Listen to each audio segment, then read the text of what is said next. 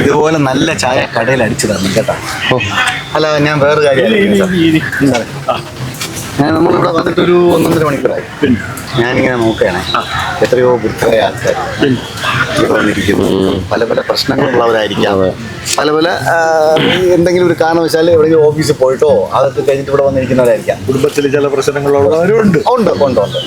അല്പം മനസമാധാനത്തിന് വേണ്ടിയിട്ടായിരിക്കും ഇവിടെ വന്നത്. തീർച്ചയായിട്ടും. ഇപ്പോഴും കാണുന്ന പണ്ടേ സാറേ, പണ്ട് വൃദ്ധരായ ആൾക്കാരെ കണ്ടു കഴിഞ്ഞാൽ നമ്മൾ ബസ്സിൽ കയറി കഴിഞ്ഞാൽ സീറ്റ് കൊടുക്കും പ്രത്യേകിച്ച്. പിന്നെ അതുപോലെ തന്നെ ഈ വരുന്ന വൃദ്ധരായ ആൾക്കാരെ കണ്ടു കഴിഞ്ഞാൽ ബഹുമാനിക്കുക, മുണ്ട് താത്തി പഠിപ്പിച്ച സാർമാരെ കാണുമ്പോൾ നമ്മൾ അതിൻ്റെ പേടിയും ഉള്ളിൽ ബഹുമാനം കലർന്ന പേടി നമുക്കുണ്ടാവുമായിരുന്നു. പക്ഷെ ഇന്ന് ഉള്ള കുട്ടികളിൽ ആൾക്കാരിൽ അതൊക്കെ ഇങ്ങനെ നഷ്ടപ്പെട്ടുകൊണ്ട് ഒരുപാട് നഷ്ടപ്പെട്ടു. പണ്ട് അതൊക്കെ നമ്മൾ കുട്ടികളായിരുന്ന സമയത്ത് വൃദ്ധരോട് അതൊക്കെ കാണിക്കുമ്പോൾ നമ്മുടെ ഒരു അവകാശവും സന്തോഷമായിട്ടാണ് നമ്മൾ കരുതിയിരുന്നത്. ഇപ്പം അങ്ങനെയല്ല.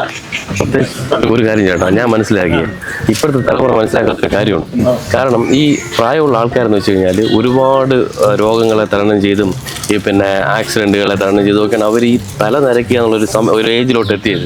അപ്പോൾ ഇവരെ ബഹുമാനിച്ചാൽ അതൊരു അനുഗ്രഹമാണെന്ന് ഇപ്പോഴത്തെ പുതിയ തലമുറയ്ക്ക് അറിഞ്ഞുകൂടാ. അതിനേക്കാൾ ഉപരി ഈ വയസ്സ് എന്ന് പറയുന്നത്, ആ പ്രായം എന്ന് പറയുന്നത്, ഈ കളിയാക്കുന്ന അല്ലെങ്കിൽ ഇങ്ങനെ ബഹുമാനം കാണിക്കാത്ത ഓരോരുത്തരും ചെന്നെത്തും എന്നുള്ളത് ഇവർ ചിന്തിക്കുന്നില്ല. പിന്നെ ചില പ്രായമുള്ളവർക്കുണ്ടല്ലോ, അവരെ പ്രായമുള്ളവരായിട്ട് കാണുന്നതും ഇഷ്ടമല്ല. ഈ കാര്യം ചിലര് ഭയങ്കരമായ കോംപ്ലക്സ് ഉള്ളവരുണ്ട്. ഇങ്ങനെ ബഹുമാനിക്കാത്ത ആൾക്കാരെ കാണുമ്പോൾ തിരിച്ചു അവർ പ്രതികരിക്കും. അങ്ങനെ ഒരു വിഷയമുണ്ട്.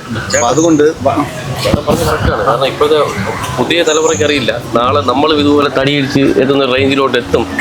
മാറി വരെയല്ലേ അതിൻ്റെതായ മാറ്റങ്ങളും ഉണ്ടാവും. അല്ല, അതിനൊക്കെ ഒരു മാറ്റം ഉണ്ടാകും എന്നുള്ള ഒരു പൂർണ്ണമായ വിശ്വാസത്തിൽ നമുക്ക് ഇരിക്കാനേ പറ്റുള്ളൂ. അല്ലാതെ ഇനിയിപ്പോ പോക കാലഘട്ടത്തിൽ എന്തൊക്കെ സംഭവിക്കുന്നു എന്ന് നമുക്ക് പറയാൻ പറ്റും. ഒന്നും പറയാൻ. ലക്ഷ്യത്തിലേക്ക് പായുമ്പോൾ മുന്നിൽ കാണുന്ന പ്രതിസന്ധികൾ കണ്ടു തന്നെ പോകണം. പിന്നാലെ വരുന്നവർക്ക് അവരുടെ ലക്ഷ്യത്തിൽ നമ്മെ കാണണം എന്ന് നിർബന്ധമില്ല.